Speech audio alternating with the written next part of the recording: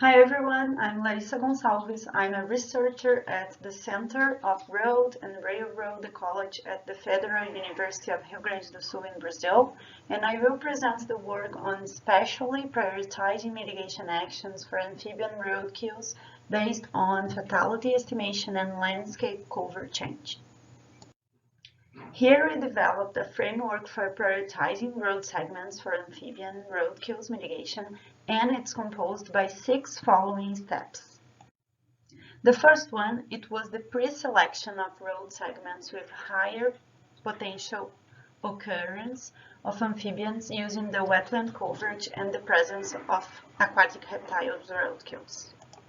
In the second step, we conducted spatiotemporally replicated counts with a dependent double observer protocol. That is, each of the segments was sampled multiple times by 2 pairs of people by foot. Surveys occurred twice a day during 3 consecutive days in January 2021, resulting in 6 sampling occasions per site.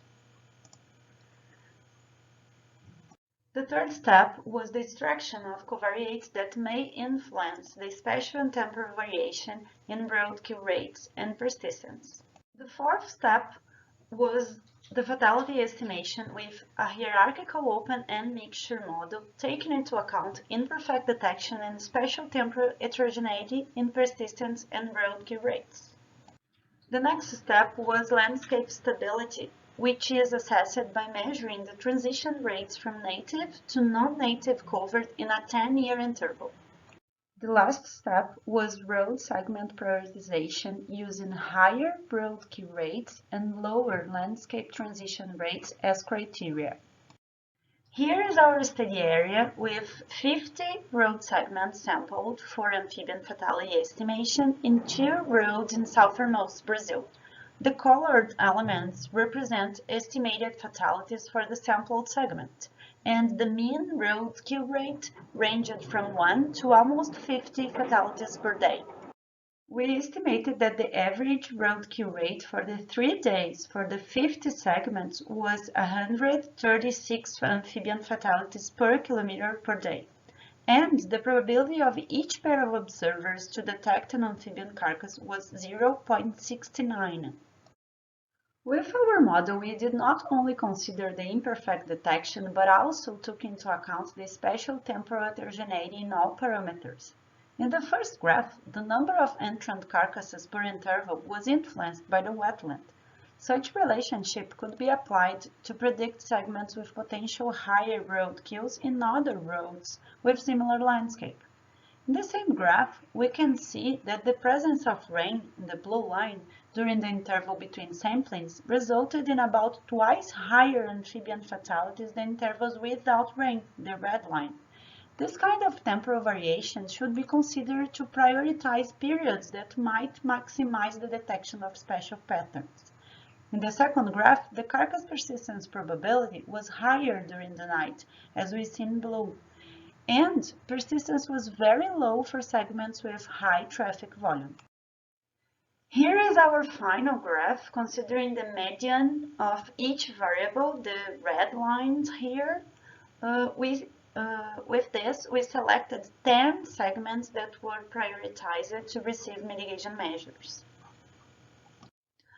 Although amphibians are often a major group affected by roadkills, planning efficient mitigation actions for this group imposes challenges given the usual difficulty to serve their small carcasses, and not properly addressing imperfect detection in roadkill assessments might produce biased estimation and misidentification of road priority segments. Neotropical region has few examples of suitable mitigation for small animals. Here is in the photo, there is the first mitigation measure for amphibians in Brazil. It is in a protected area in the southern of Brazil. And there are other challenges in our region, as we are in a mega diversity country with a lot of endemic and threatened species. And besides that, we have low financial support for research and for the implementation of mitigation measures. Our framework is also flexible for choose the relevant elements for the prioritization. Thank you all for your attention.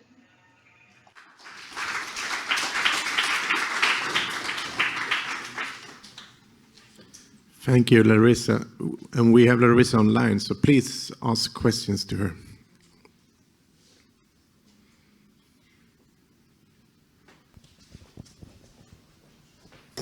Thanks, Larissa. It's Manisha here.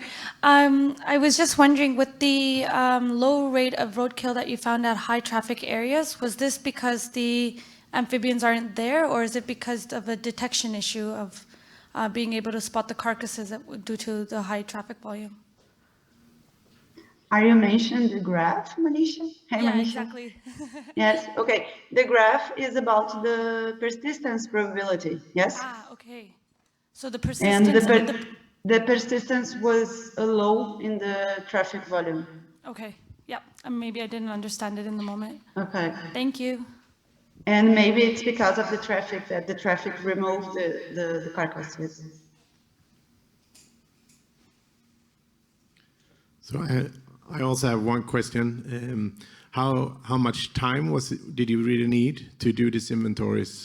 Because if you want to do it in a large scale, will it be time consuming? A lot of time consuming.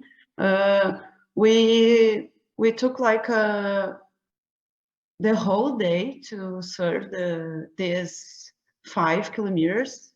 Like one survey, we did one survey in the dawn and one in the dusk, and it lasts like 4 hours to do the 5 kilometers because there were a lot of carcasses, and then yes, it was a lot of time consuming.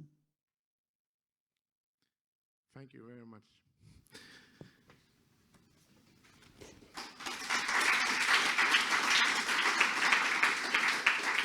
Thank you.